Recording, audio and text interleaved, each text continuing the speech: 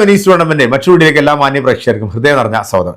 കഴിഞ്ഞ ദിവസം നമ്മുടെ ഈ സെബീന ബീവി എന്ന് പറയുന്ന ഈ ഒരു സ്ത്രീ, നമ്മുടെ ഈ ജസ്ന, കണ്ണന്റെ ജസ്ന എന്ന് പറഞ്ഞാലേ പെട്ടെന്ന് അറിയത്തുള്ളൂ. ഇപ്പൊ ഫ്രോഡ് ജസ്ന, അങ്ങനെ പല പേരുകളുണ്ട് കേട്ടോ. നമ്മുടെ സുരേഷ് ചേട്ടന്റെ ജസ്ന, ഗോകുലം ഗോപാലൻ ചേട്ടന്റെ ജസ്ന.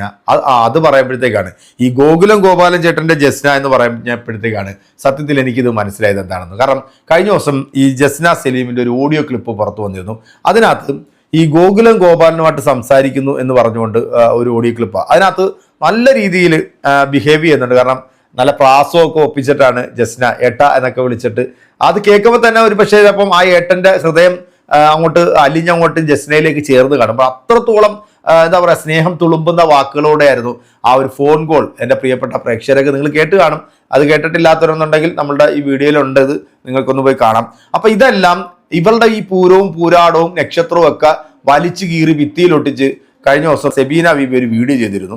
ഈ വീഡിയോ കണ്ടപ്പോഴത്തേക്ക് നമ്മുടെ ജസ്ന സലീമിന് കുരുപൊട്ടതെന്ന് പറഞ്ഞാൽ ഒരു 1.5 കുരുപൊട്ടലാണ്. പിന്നെ ഇവളുടെ സംസ്കാരമൊക്കെ എങ്ങോട്ട് പോയി എന്നുള്ളത് ഈ വീഡിയോ കാണുമ്പോൾ നിങ്ങൾക്ക് മനസ്സിലാവും. കൂട്ടത്തിൽ ഒരു വേട്ടാവളിയനായിട്ടുള്ള ഇവളുടെ കസിൻ എന്നാണ് പറയപ്പെടുന്നത്. നമ്മൾ പല പ്രാവശ്യവും ഗുരുവായൂർ അമ്പലനടയിൽ ഇവനെ കണ്ടിട്ടുണ്ട്.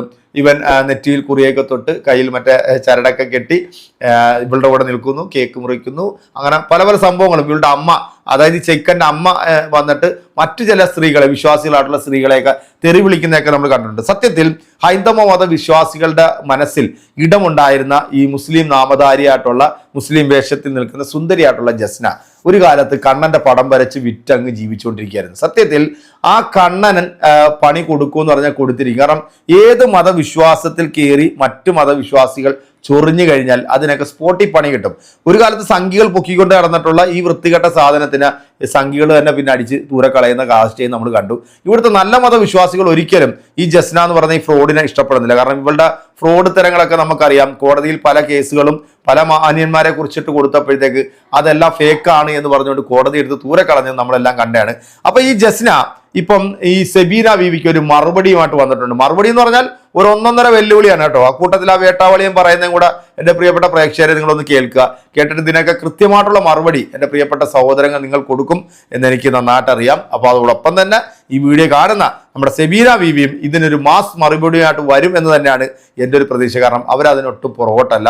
അവർ പറയേണ്ട കാര്യങ്ങൾ പച്ചയ്ക്ക് ആരുടെ മുഖത്ത് നോക്കി പറയുന്ന ഒരു വ്യക്തി തന്നെയാണ്, പറയുന്ന ഒരു സ്ത്രീ തന്നെയാണ്. അതുകൊണ്ട് ജസ്നയുടെ ആ ഒരു വീഡിയോ നമുക്കൊന്ന് കേട്ടു നോക്കാം. എന്താണ് ഇവൾ ഈ വീഡിയോയിലൂടെ പറയുന്നത് എന്നുള്ളത്. വെടിപ്പുര ബീബി താത്ത, ആളെ മനസ്സിലായോ? നമ്മളെ സഫീന ബീബി തന്നെ. സഫീന ബീബി മോളെ, ചേച്ചി തട്ടം അയച്ചു കേട്ടോ. ഇപ്പൊ പ്രശ്നം തീർന്നല്ലോ. എക്സ് മുസ്ലിം എന്നുള്ള പേരങ്ങ് മാറി കിട്ടിയല്ലോ. എന്തരടി, ഒന്നും കിട്ടാഞ്ഞിട്ടാണോ നീ മതത്തിനെ പിടിച്ചിട്ട് അങ്ങോട്ട് ഞൊയിഞ്ഞ് കേറാൻ നിൽക്കുന്നത്? ഏതോ ഒരു യൂട്യൂബർ മിഞ്ഞിക്ക് പിടിച്ചെന്ന് പറഞ്ഞ് കേസ് കൊടുത്തത് കൊണ്ടാണ് ഇതെന്ന് കരുതിയോ? നീ വിചാരിച്ചോടി ഇതൊന്നും നമ്മൾ അറിയില്ലാന്ന്? ഞാൻ ജോഷ് ടോക്ക് സംസാരിക്കുന്നത് കണ്ട് അതും മതത്തിലേക്ക് എടുത്തിട്ട് ഞാൻ തട്ടമൊരിയെന്ന് എന്നോ ഇൻസ്റ്റാഗ്രാമിൽ പോസ്റ്റ് ചെയ്തത്. ഇൻസ്റ്റാഗ്രാമിൽ ഒരുപാട് ഞാൻ തട്ടമിടാതെ വീഡിയോ ചെയ്തിട്ടുണ്ടടാ കുട്ടാ. നീ നോക്കടാ മുത്തേ. എന്താ കുണുവാവ് ഇതൊന്നും നോക്കാത്തത്? മോശാട്ടോ. വെടിപ്പുര ബീബിയെ, വെടിപ്പുര ബീബി ഇതൊക്കെ നോക്കണ്ടേടാ മുത്തേ. അപ്പൊ മതത്തിനെ പറഞ്ഞ് പറയുമ്പോഴേക്കും എന്നോട് വിരോധമുള്ള കുറെ മതവിരോധികള് വന്നിട്ട് നിനക്ക് തള്ളിക്കേറിയിട്ട് പൊളത്തി തരുമെന്നുള്ള ഒരു വിശ്വാസം നിനക്ക് ഉണ്ടെങ്കിൽ അത് വെറുതെയാണ് വെടിപ്പുര ബീവിയെ.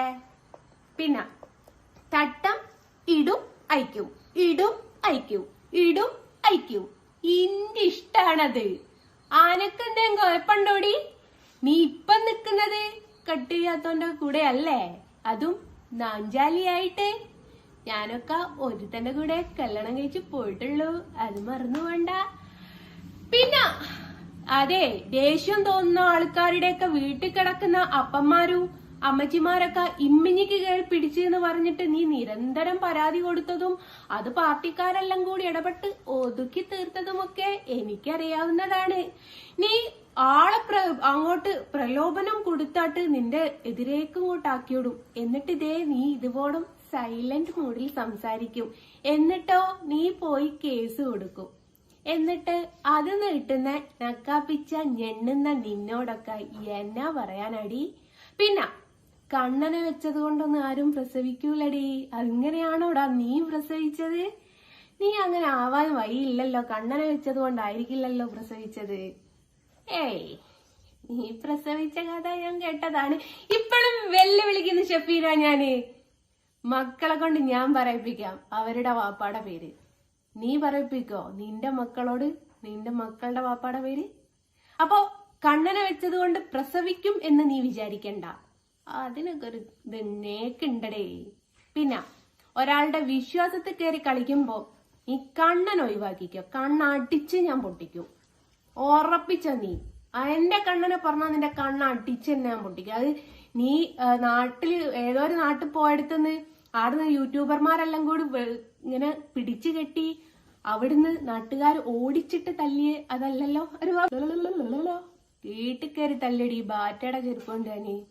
അതുകൊണ്ട് കണ്ണനെ വെച്ചിട്ട് മോള് കളിക്കണ്ട. കണ്ണൻ എന്ന് പറയുന്നത് പലരുടെയും വിശ്വാസാടി. ആയിരക്കണക്കിന് ആൾക്കാരുടെ വിശ്വാസാണ്. വന്നിച്ചിട്ടില്ലെങ്കിൽ നിന്ദിക്കാൻ നിൽക്കരുത് കേട്ടിക്കോ. അപ്പൊ കണ്ണനെ പറ്റി പറയല് മോളങ്ങ് നിർത്തിക്കാള്. കണ്ണനെ വെച്ചാൽ മക്കൾ ഉണ്ടാവില്ല. അതിന് കുറച്ച് പ്രൊസീജിയർ ഉണ്ട്. അത് ആർക്കും അങ്ങനെ തന്നെയാ. പിന്നെ നീ പറഞ്ഞോ, മതത്തെ പറഞ്ഞോ, ആരെ വേണേം പറഞ്ഞോ, കണ്ണനെ വെച്ചിട്ട് പറയാൻ നിൽക്കണ്ട മോളെ. നിനക്ക് കണ്ണനെ അറിയാഞ്ഞിട്ടാ. നിന്റെ ഇപ്പോഴത്തെ കട്ട് ചെയ്യാത്ത മൂപ്പരുണ്ടല്ലോ, അവനോട് ചോദിച്ചു നോക്ക് കണ്ണൻ ഏതാ മോനെ എന്നുള്ളത്. കണ്ണൻ പണി തരാൻ നിന്നാലേ നിന്റെ ട്രൗസർ ഊരിപ്പോവടി. ജസ്ന പറയുന്നത് ഈ വൃത്തികെട്ട വേശീന്റെ, അതായത് ഷെഫീന വേശീന്റെ ഞാൻ പറഞ്ഞ കാര്യം എന്താ ഇനിയൊന്നും മൈൻഡ് ആക്കാത്ത? നേരത്തെ കുറെ നല്ല വീഡിയോ ഇട്ടിനോ, മുട്ട കൂട്ടാത്ത കേക്ക് എന്നൊക്കെ പറഞ്ഞിട്ട്. എന്താ മുട്ട കൂട്ടാത്ത കേക്ക് നീ കണ്ടിട്ടില്ലേ? നീ ഉണ്ടാക്കിയ രണ്ടെണ്ണ എങ്ങനെ ഉണ്ടായതാടി? മുട്ട കൂട്ടിട്ടല്ലേ? അതേമാതിരി കൂട്ടാണ്ട് ഉണ്ടാവുന്നവരുണ്ട്. ഇഞ്ചക്ഷൻ കുത്തിയിട്ട് ഉണ്ടാക്കുന്ന കുറെ ടീമൊക്കെ ഉണ്ട്. അതേ കൂടുതൽ പറ്റാ. ഇനി വെറും വേശിയടി വേശി. നമുക്ക് ചെയ്യാൻ പറ്റുന്ന ഏതാ അറ്റം വരെങ്കിൽ ചെയ്യും. വേശി എനിക്ക് വെടിപ്പുര വേശി ബീവി എന്ന് ഇടണം പേര്. വെടിപ്പുര വേശി ബീവി ഞാനിട്ട പേരാണ്. അപ്പോ വെടിപ്പുര ബീവി എന്നാണ് നമ്മുടെ ഈ ജസ്ന മോള് അഭിസംബോധന ചെയ്തിരിക്കുന്നത്. സത്യത്തിൽ ഈ ജസ്ന സലീമിന്റെ വെടിക്കഥകളൊക്കെ നമ്മളും കുറെ കേട്ടിട്ടുണ്ട് അല്ലെ, മാധ്യമങ്ങളിലൂടെ ഒക്കെ നമ്മൾ അറിഞ്ഞതുമാണ് അതൊക്കെ.